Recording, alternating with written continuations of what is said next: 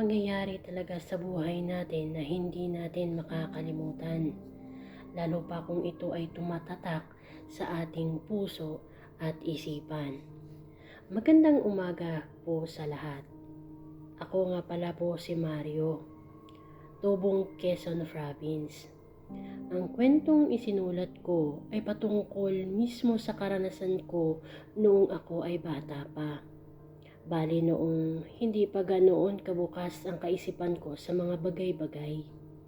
Ngunit gayon pa man, may karanasan talaga ako na hinding-hindi ko makakalimutan.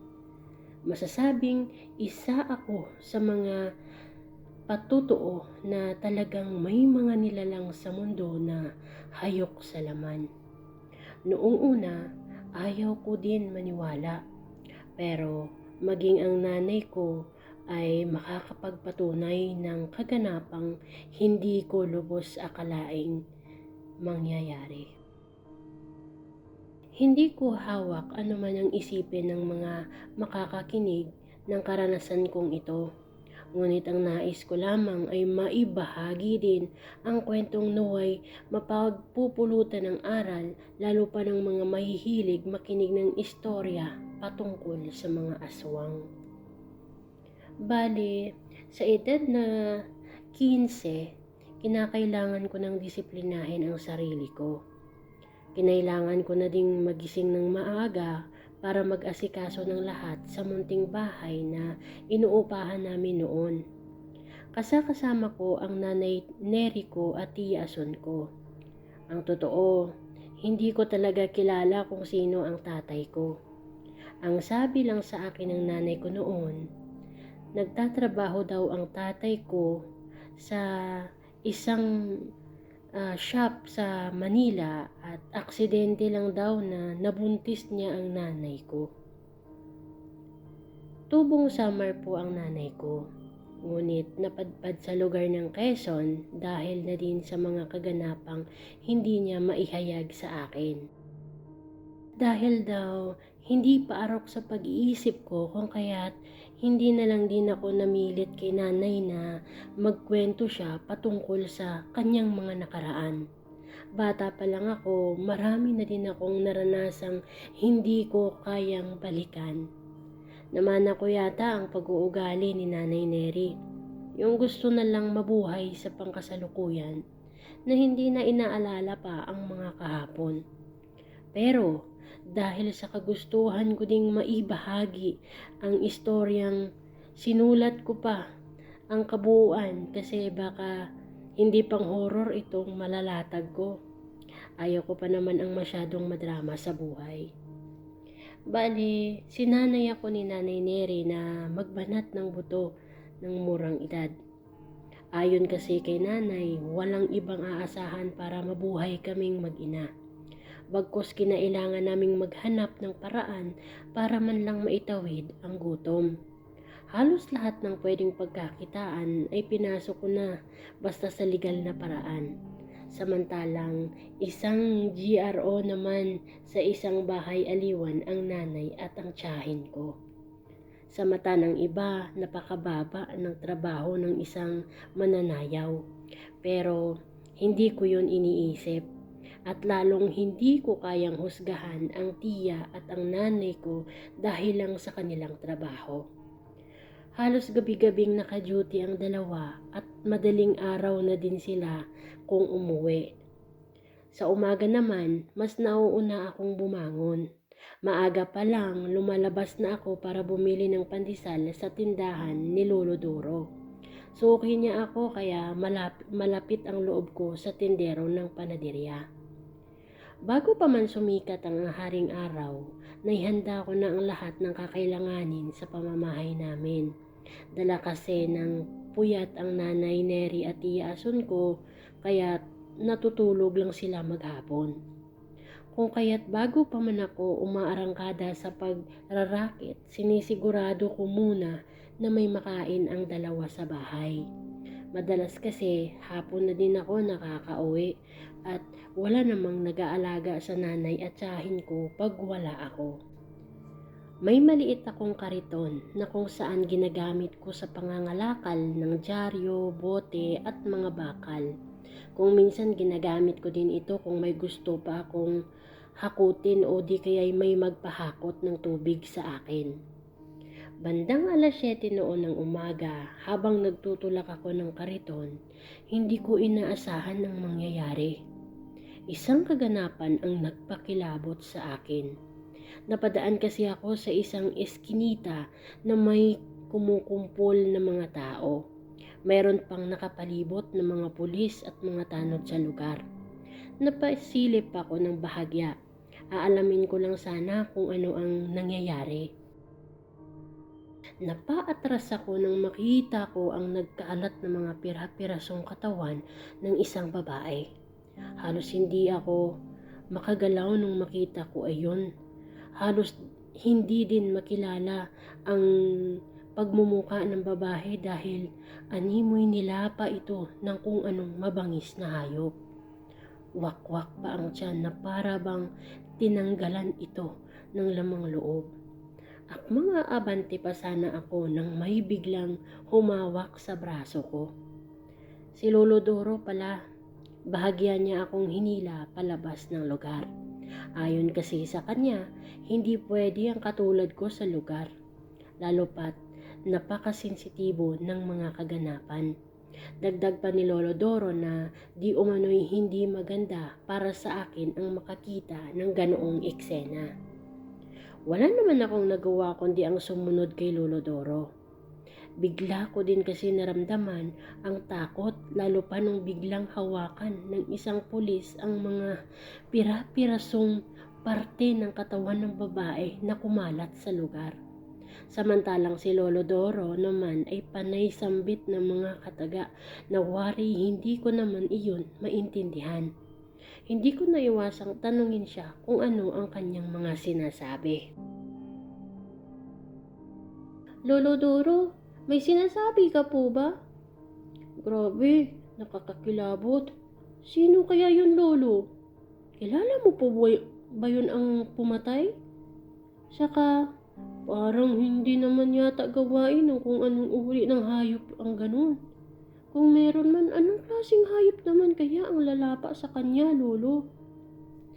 Mga katanungan na binibitawan ko kay Lolo Doro. Sa unang pagkakataon, ngayon lang ako nakasaksi ng ganoong pangyayari at parang kahirap mawala sa utak ko ang mga nakikita. Humugot ng malalim na paghinga ang matanda bago sumagot sa mga katanungan ko. Pero ayon sa kanya, hindi niya sigurado kung ano ang pumatay sa babae. Lalo pat matagal na panahon na din daw na hindi nananalakay ang mga wakwak sa lugar. Napatitig ako sa matanda. Hindi ako makapaniwala sa kanyang mga sinasabi, lalo pa na sa pagbanggit niya ng wakwak. Medyo napatawa pa nga ako dahil ang sabi ko, tanging kwentong bayan lang ang mga ganoong usapin. Lolo Doro naman, tinatakot mo po ba ako? Abay, kung yan ang usapan, naku, hindi po ako kinikilabutan. Alam mo po kung saan po ako takot? Sa huting van, yung nangunguha ng mga bata at tinatanggalan ng mga lamang loob para ibenta. Pero aswang, sa lugar natin, Lolo, malabong usapan po yun. Ang sagot ko naman kay Lolo Doro. Magbibiro pa sana si Lolo Doro nang makita niya ang ekspresyon ko. Hindi na ako sumagot o nagtanong pa. Tanging pagtango na lang ang naitugon ko sa matanda at sabay na din paalam sa kanya. Dahil sa nangyari kung kaya't naantala ang aking gagawin noong umagang iyon. Naiisip ko tuloy, mahaba na ang oras na iginugol ko sa walang kwentang bagay. Matapos kong magpaalam kay Lolo Doro, siya namang dali-dali kong pagtulak ng kariton. Iniisip ko kasi ng mga oras na yun na hindi lamang ako ang nag-iisang nangangalakal.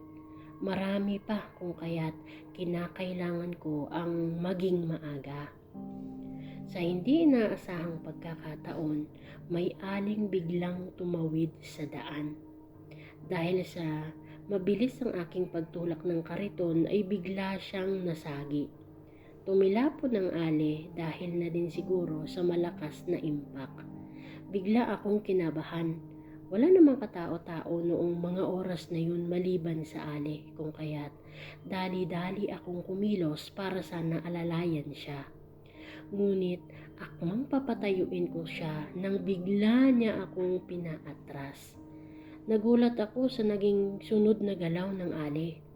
Hindi ko din inaasahan na sa kabila ng kanyang galos na natamo ay ayaw nitong tulungan ko siya. Habang inaayos ng ali ang sarili, hindi ko maiwasan ang tingnan siya sa may distansya. Nag-aalala din kasi ako baka kailangan niya ng maisugod sa pagamutan. Napalunok ako ng laway dahil bigla akong kinalabutan sa susunod na nangyari. Bale, nakasuot ng mahabang itim na damit ang ali. Kaya siguro hindi din siya nakailag noong nasagi ko siya kasi naman tirek na tirek ang araw pero nakabalot mula ulo hanggang paa at nakasuot pa siya ng itim na balabal. Sa tansya ko wala naman ganoong pinsala pero ang hindi ko inaasahan nang bigla itong tumingin sa akin. Matalim ang tingin na para bang galit ang ali. Hindi ko maintindihan kung ano ang gagawin ko. Bigla akong napako sa aking pagkakatayo noong oras na yun. Tinitigan ko ang ali na para bang tinitingnan niya ako mula ulo hanggang paa. Ang hindi ko talaga mawari at hindi mawala sa utak ko nang masipat ko ang mga mata niyang parang may sapusa. Yung tipong guhit lang yung itim. Naiisip ko tuloy baka may problema sa paningin ng ali kung kaya't hindi niya ako napansin. Maya-maya lang nang bigla siyang tumalikod at mabilis na lumayo sa lugar. Hindi ko inaasahan na ganun siya maglakad. Alam niyo yung umbok na ibon? Hindi ko alam ang Tagalog pero ganoon talaga ang kilos ng ali. Iniiling ko ang ulo ko baka namamalikmata lamang ako sa aking mga nakikita. Dahil sa nangyari, naging maingat na ako. Ayaw ko din kasi na maulit ang ganoon, lalo pa naiisip ko din na pasalamat ako dahil hindi man lang nagreklamo ang ali. Halos buong araw na iyon ay nasa utak ko kung ano ang mga nakita ko. Kaunti lang ang nakuha kong kalakal at wala ding nagpaigib sa akin nung araw na yun. Saka kasamaang palad, umuwi ako na parang naluging incheck. Mag-aalas 3 ng hapon nang maabutan ko si Nanay Neri at Tia Ason. Mahalatang kakagising lang nilang dalawa dahil si Tia Ason naghihikab pa.